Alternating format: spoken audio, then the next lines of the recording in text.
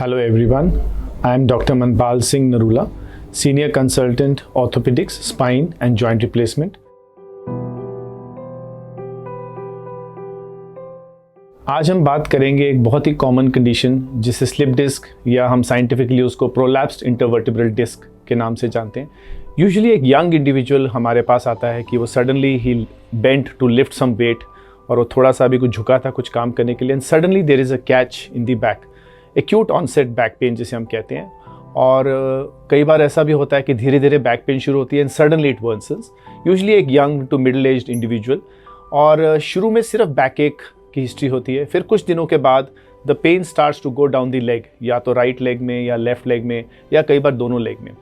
और अगर कुछ वीक्स के बाद कई बार नमनेस आनी शुरू हो जाती है, कोई पैरों में कीड़ियाँ चलती हैं, numbness. And of course if we don't treat it then sometimes patient comes to us, और पेशेंट अगर इग्नोर कर दे that there is some weakness in the leg. और एक लास्ट स्टेज होती है जहाँ पे कई बार यूरिन का और बाउल का कंट्रोल भी इन्वॉल्व होना शुरू हो जाता है। I'd like to first explain to our viewers कि ये डिस्क होती क्या है और ये स्लिप डिस्क का क्या मतलब होता है। ये एक मॉडल है जहाँ पे हमारे स्पाइन दिखाई हुई है लोअर बैक की। ये हमारे मनके जिसे वर्टिब्रे कहते हैं। हर दो मनके के बीच में ये एक वॉशर जैसी चीज़ होती है, रबड़, जिसे इंटरवर्टिब्रल डिस्क कहते हैं। और ये हर डिस्क के पीछे से ये नर्व्स निकलती हैं। तो ये हमारी एक मेन नस है। अगर हम पीछे से देखें तो ऐसे है, और साइड से देखें तो ये हमारी वर्टिब्रे हैं, ये मनके के बीच में डिस्क और ये नर्व्स हैं। कई बार क्या होता है, सडन ऑनसेट कोई स्ट्रेन की वजह से कोई ट्विस्ट हो जाए बैक के आगे झुकने से, इस रबड़ वाले मटेरियल में, डिस्क मटेरियल में टेयर हो जाता है। तो जब टेयर होता है उसके अंदर से एक जेली जैसी चीज़ निकल आती है, जैसे हम टूथपेस्ट ट्यूब दबाएं टूथपेस्ट बाहर आ जाती है, और jelly like material comes out.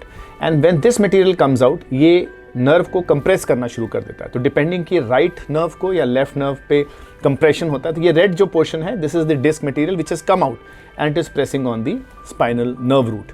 So like I said, initially जब ये टीयर होता है तो पेशेंट को एक बड़ी सिवियर बैक पेन होती है, जो कि कुछ दिन के रेस्ट के बाद यूजुअली चली जाती है।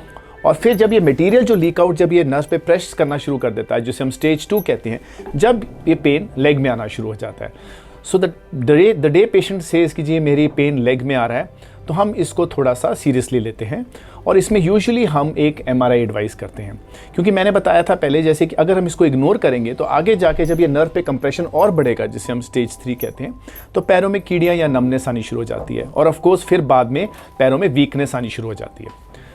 और रिमेंबर, जब ये कुछ नमनेस या वीकनेस आनी शुरू हो जाए तो कुछ परमानेंट डैमेज नर्व पे शुरू होना चालू हो जाता है। तो इसीलिए we have to control it at an early stage.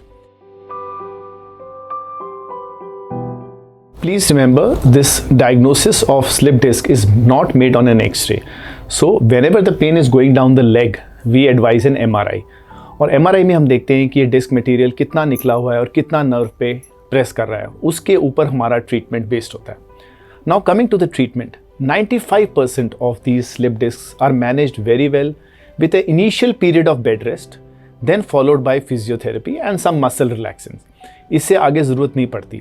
And जो बेड रेस्ट भी है, पहले होता था कि जी पेशेंट को स्लिप डिस्क हुआ है 2-3 वीक्स तक हम कहते थे बिस्तर पे लेट जाए, अब नहीं। People who exercise and do rehabilitation recover much faster than people were on bed rest. So it is only initial period of 5 to 7 days of bed rest, जहाँ पे थोड़ा सा इन्फ्लेमेशन कम हो जाए। We give muscle relaxants and of course उसके बाद physiotherapy and rehabilitation which takes care of most of our patients. It's only 5% of patients where we need to do something extra. तो वो कैसे डिसाइड करते हैं, जब MRI में अगर आए कि नर्व पे कंप्रेशन बहुत ज़्यादा है और पेशेंट को कंजर्वेटिव ट्रीटमेंट यानी कि फिजियोथेरेपी, रिहेबिलिटेशन और मेडिसिन से फ़र्क नहीं पड़ रहा, तब हम कुछ आगे सोचते हैं। और मोस्टली इसमें अगर सिग्निफिकेंट कंप्रेशन है तो हम एक सर्जरी एडवाइस करते हैं, और वो सर्जरी जिसको हम डिस्केक्टमी कहते हैं, आजकल बहुत ही एडवांस्ड मिनिमल इन्वेसिव टेक्निक से होता है, जिसकी में बहुत छोटा सा एक इंसिजन देके हम पेशेंट की वो जो डिस्क मटेरियल लीक आउट हुआ है, जैसे मैंने बताया था टूथपेस्ट की ट्यूब, जैसे टूथपेस्ट बाहर आ जाती है, आप कभी टूथपेस्ट को ट्यूब में वापस नहीं डाल सकते। You have to take that material out. So जो मटेरियल नर्व पे कंप्रेस कर रहा है, हम उसको छोटे से इंसिजन के साथ निकाल देते हैं। Patient is walking the second day and by third day he can go home walking, and by 5th or 7th day he can resume his duty. So आजकल spine surgery is done in a very very advanced minimal invasive bloodless painless kind of way.